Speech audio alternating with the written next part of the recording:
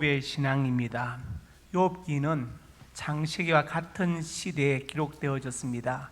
족장 시대의 기록인데 창세기가 보통 우리가 주전 1400에서 1450년대에 기록되었으니까 욥기도 그와 같은 시대니까 거기다 2020년을 더하면 한 3400년대, 그렇지요? 3400년대 아니면 500년대 사이에 기록된 성경이다, 이렇게 볼 수 있습니다.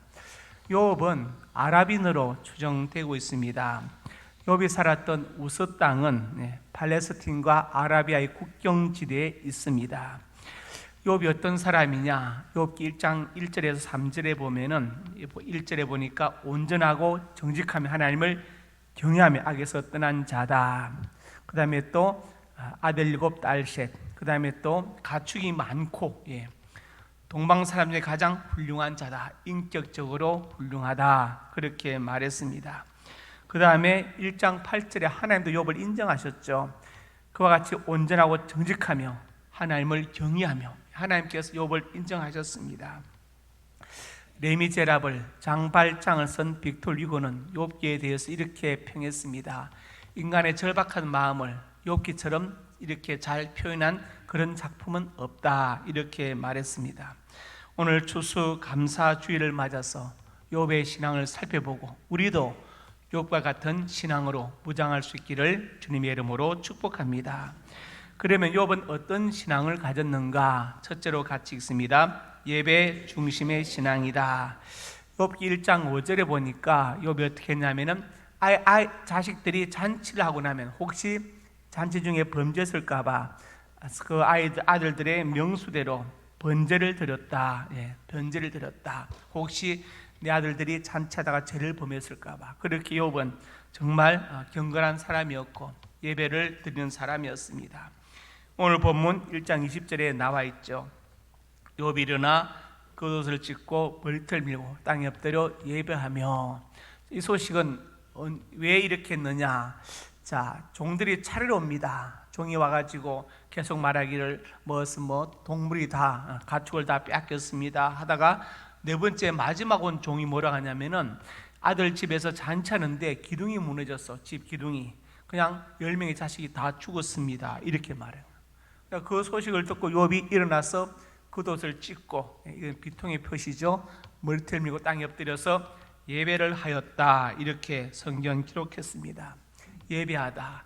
히브리어로 예배하다라고 번역되는 단어가 세 가지 있는데 하나는 스와입니다. 스와. 이 단어는 땅에 무릎을 꿇고 엎드리고 이 말을 땅에 대어서 경배하는 것, 이게 바로 스와입니다. 그 다음에 가파르가 있는데 가파르, 이것은 복종, 겸손한 복종. 그 다음에 또 아바드, 이건 봉사인데 다 예배에 쓰이는 단어이죠. 오늘 본문에서 예배, 여기에는 스와란 단어가 쓰였습니다. 욥이 그 말을 듣고 재산이 다 날아가고 10명의 자식이 다 죽었습니다. 그 말을 듣고 바로 무릎을 꿇고 땅에 엎드려서 이 말을 대고 하나님 앞에 예배를 드렸다, 이렇게 기록되어 있습니다. 여러분, 과연 우리 같으면 이 시간에 예배할 수 있습니까? 먼저 달려가야 하지 않겠습니까? 정말 자식들이 다 죽었나? 내가 확인해야 되겠다. 혹은 한 명이 혹시 사라질지 모른다. 그런데 욥은 그렇게 하지 않고 바로 그 자리에서 엎드려서 예배를 드렸습니다. 아브라함과 롯의 차이가 어디에 있느냐? 아브라함도 실수를 했죠. 아내 사라를 2번이나 다른 남자에게 넘겼습니다. 혹시 자기가 죽을까 봐. 그렇지만 아브라함은 가는 곳마다 예배를 드린 기록이 있는데 조카 롯은 한 번도 예배 드린 기록이 없습니다. 야곱과 에서도 마찬가지입니다. 야곱은 참 실수가 많고 허물이 많지만 그래도 예배를 드리지만 에서는 한 번도 예배 드렸다는 기록이 없습니다. 물론 아브라함의 다른 자식들도 마찬가지입니다. 다른 자식들도 예배 드렸다는 기록이 이삭 외에는 찾아볼 수가 없습니다. 그래서 예배가 중요합니다. 요한복음 4장 24절에 하나님은 영이시니 예배한 자가 영과 진리로 예배할지니라, 그렇게 말했습니다. 영으로 예배 드린다. 영이신 하나님께 우리의 영혼을 바쳐서 드린다. 요즘 영끌이란 말이 있죠. 영끌. 영혼까지 끌어다 집을 산다, 그런 말이라고 하는데 정말 우리 영혼을 끌어서 예배를 드린다. 최고의 정성을 드린다. 그것을 말한 것이고 진리로 예배한다. 내가 믿는 기독교가 진리의 바탕에 서 있고 삼일체 하나님이 진리 되신다, 그 믿음 위에서 예배를 드리는 것이죠. 그래서 하나님께서 영과 진리로 드릴 때 우리 예배를 받으신다는 것입니다. 우리가 예배를 많이 드리지만 하나님께서 받으신 예배는 얼마나 될까를 생각해 봐야 됩니다. 하나님은 영과 진리로 드린 예배를 받으십니다. 그리고 욥은 바로 그 예배의 사람이었습니다. 여러분, 모든 환경을 초월해서 예배 드릴 수 있기를 주님의 이름으로 축원합니다. 두 번째로 같이 읽습니다. 자아성찰의 겸손한 신앙이다. 사람이 자신을 성찰할 수 있다는 것이 얼마나 감사합니까? 나훈아 씨가 노래할 테스 형, 세상이 왜 이래, 사는 게 왜 이리 힘들어. 테스가 바로 소크라테스를 말하는 것이죠. 소크라테스가 어떤 사람입니까? 아테네의 청년들을 미혹했다는 죄로 사형을 받은 사람이죠. 소크라테스의 철학이 바로 삼파술 아닙니까? 삼파가 아이를 받는 것처럼 그렇게 뭔가 새로운 것을 찾고 있는지 뭡니까? 그 사람을 하여금 발견하게 한다. 예를 들어서 진리에 대해서 토론하면 자네가 아는 진리가 뭐야? 쭉 얘기하면 나도 그 정도는 알고 있는데 그 다음이 뭐야? 그 다음에 모르겠습니다. 그러면 거기서부터 다시 공부를 하게, 이게 소크라테스의 삼파술이죠. 그 소크라테스의 제자가 플라톤이고 플라톤의 제자가 아리스토텔레스인데 서양 철학사에서 이 세 사람을 빼놓고 나면 철학을 이야기할 수가 없는 것입니다. 그 소크라테스의 그 죽음에 관해서 그의 제자인 플라톤이 쓴 파이돈에 보면 자세한 내용이 기록되어 있는데 사형당하기 전날에 친구 크리톤과 사람들이 찾아와서 그 크리톤은 제자이면서 친구이고 부자인데 소크라테스에게 내가 지금 간수들 다 매수해 놓았으니 그냥 나가면 살 수 있네, 우리 나가자. 소크라테스가 뭐라 했습니까? 악법도 법이다. 내 만약 도망간다면 내가 틀렸다는 것을 스스로 증명하는 것이다.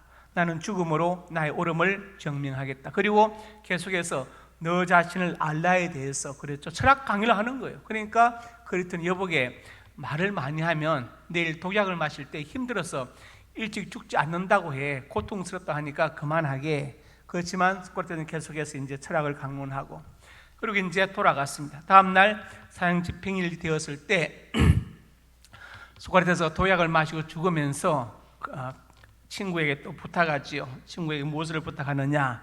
이보게 친구 크리톤, 내 부탁이 있네. 아스클레피오스에게 닭 한 마리 빚졌네. 자네가 좀 갚아주게. 그렇게 말했어요. 자, 그건 무슨 말이냐? 그 당시 이제 아스클레피오스는 그리스의 여신입니다. 신전에 있는 여신인데 의학의 신이에요.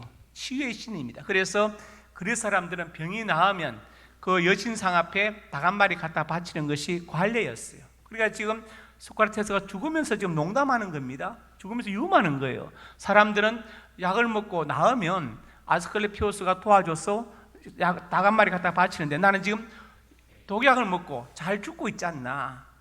잘 죽고 있으니까 이것도 그 독약이 잘 듣는 거니까 아스클레피오스에게 감사의 표시로 닭 한 마리 갖다 자네가 좀 바쳐주게. 이렇게 농담한 것이죠. 멋있죠. 죽으면서까지도 농담을 할 수 있던 사람 바로 소크라테스입니다. 그 소크라테스가 평생 붙들던 주제가 뭐냐? 너 자신을 알라. Now thyself, now yourself. 우리말로 네 꼬라지를 알아라. 이렇게 말하는데 꼴 자체가 참 괜찮은 말이에요. 꼴을 알아라.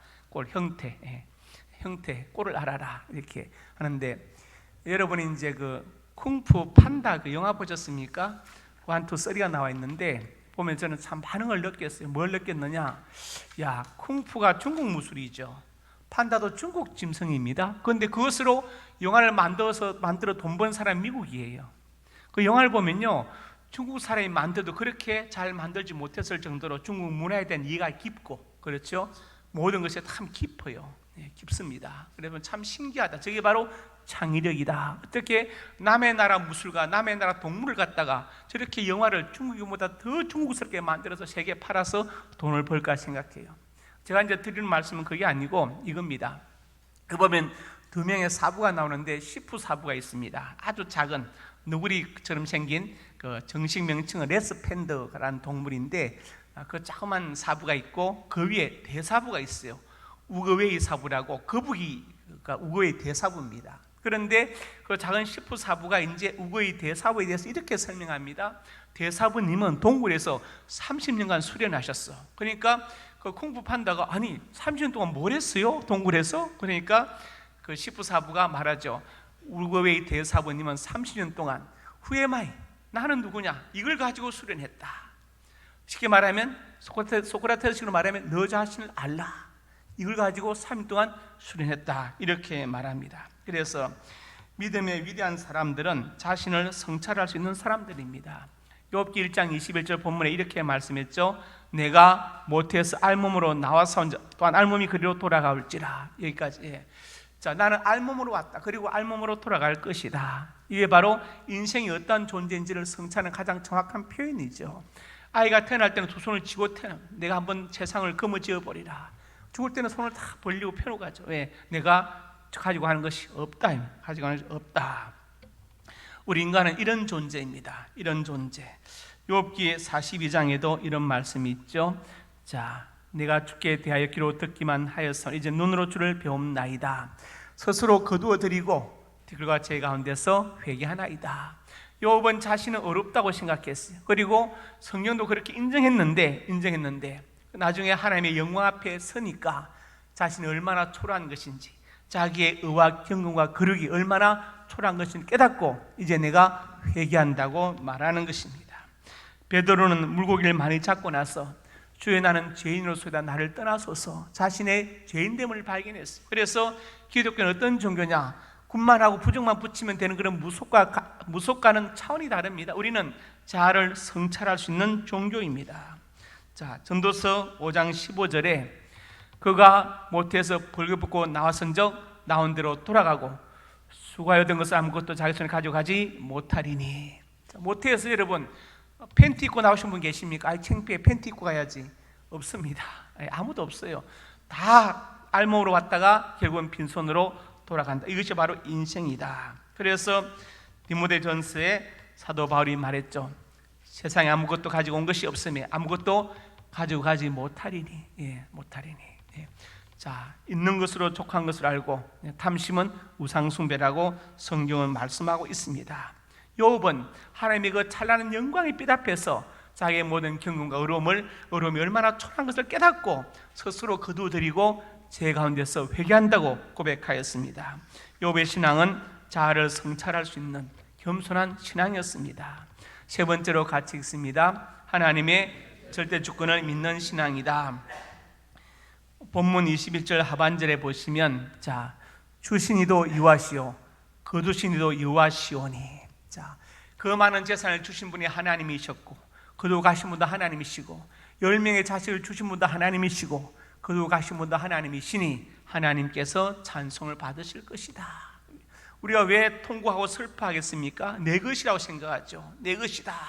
내 것이다. 그러니까 그게 없어지면 우리가 이제 슬퍼하고 원망하는데 욥은 그러지 않았습니다. 욥의 신앙이 어떤 신앙입니까? 하나님의 절대 주권을 믿었다. 보통 사람 같으면 기절하고 절망하는 소식 앞에서 욥은 그렇게 하지 않았습니다. 하나님과의 관계는 재산보다 더 중요하고 자식들보다 더 중요하다. 이것을 욥은 알았습니다. 이게 바로 진짜 신앙입니다. 환경 때문에 자식들 때문에 신앙이 왔다 갔다 하는 것이 아니라 하나님과의 관계는 그 모든 것 위에 초월해 있다는 것이죠. 그런 것들이 하나님과의 관계를 흔들 수가 없다는 거예요. 이게 바로 진짜 믿음이라고 욥은 증거하고 있습니다. 자, 하나님의 사람들은 하나님의 절대 주권을 믿는 사람들이죠. 한날 보십시오. 사무엘상 2장 6절에 여호와는 죽이기도 하시고 살리기도 하시고 소리 내리기도 하시고 올리기도 하시는도다. 한나는 하나님의 주권을 믿었습니다. 자, 그래서 욥기 23장 10절에 욥이 말하죠. 내가 가는 길을 그가 아시나니 그가 나를 단련하신 후에는 내가 순금같이 되어 나오리라. 너희들이 볼 때는 욥의 세 친구가 엘리야가 볼 때는 끝났은 것처럼 보이지만 나는 끝나지 않아. 나는 하나의 지금 단련하는 과정이야. 내 믿음이 아직도 훈련되는 과정이야. 끝나면 순금같이 되어 나올 것이야. 이렇게 욥은 고백하지 않습니까? 자, 욥은 하나님의 절대 주권을 믿는 신앙이었습니다. 여러분, 내 유익을 떠나서 내 손해를 떠나서 하나님의 절대 주권을 믿을 수 있기를 주님의 이름으로 축원합니다. 마지막으로 같이 읽습니다. 하나님께 감사하는 신앙이다. 오늘 본문 21절 하반절에서 22절에 보니까 여호와 이름이 찬송을 받으실 것입니다 해놓고 욥이 범죄하지 않고 하나님 향하여 원망하지 않았다. 범죄가 무엇이냐? 도둑질만 범죄가 아니라 하나님을 향해서 원망하는 것도 범죄다. 당연히 원망할 일이 생겼어요. 그렇죠. 그렇지만 거기에 넘어가지 않아야 된다.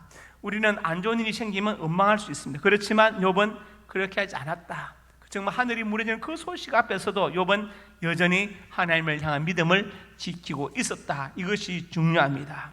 잘 될 때 누구나 감사할 수 있죠. 직장 잘 들어가고 사업 잘 되고 자녀가 원하는 학교에 진학하고 내가 건강하고. 그렇지만 그런 감사는 안 믿는 사람도 할 수 있습니다. 우리는 어떤 감사를 해야 되느냐?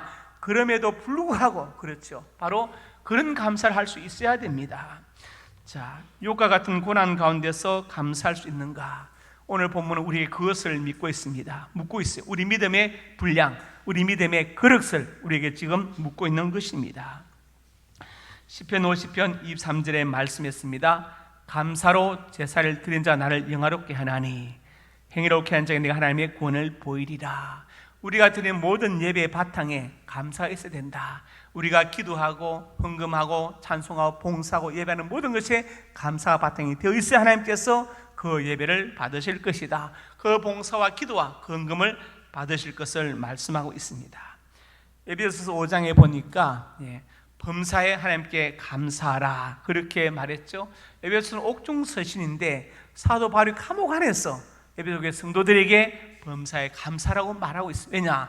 자신은 감옥 안에 지금 감사하고 있다는 것이죠. 살전 5장에 보니까 뭐라 했습니까? 항상 기뻐하라, 심하고 기도하라, 범사에 감사하라. 이것이 바로 하나님의 뜻이다 이렇게 말했어요. 하나님의 뜻이다. 항상 기뻐할 수 있습니까? 안 좋은 일이 있는데 쉬지 않고 기도할 수 있나요? 범사에 감사할 수 있나요? 그렇지만 그렇게 해야 되는 것이 하나님의 뜻이라고 말씀합니다. 왜냐? 하나님은 그 모든 환경 위에 계시고 모든 환경과의 관계보다도 더 중요한 것이 하나님과의 관계이고 우리가 그것을 믿음이라고 부르는 것입니다. 여러분, 바로 그런 신앙 우리에게 보여주고 있습니다. 우리가 오늘 이제 할렐루야 찬양대 찬양했죠. 얼마 만에 듣는 할렐루야 찬양대 찬양입니까? 정말 감개무량하지요. 우리가 올해 들어와서 이 코로나 때문에 모든 것이 다 중지되고 지금 직장도 사업도 가정도 다 어렵지 않습니까? 그렇지만 욥만큼 어렵지는 않지요. 욥만큼. 그렇다면 우리도 욥의 신앙을 본받아서 같이 하나님 앞에 마음으로 진정으로 감사할 수 있다고 생각합니다. 하나님은 그런 감사를 받기를 원하시고 그렇게 감사하는 자에게 그 믿음을 보시고 은혜를 베풀어 주셔서 욥을 다시 회복시킨 것처럼 회복시키는 은혜가 있게 될 것입니다. 이런 은혜가 있기를 주님의 이름으로 축복합니다.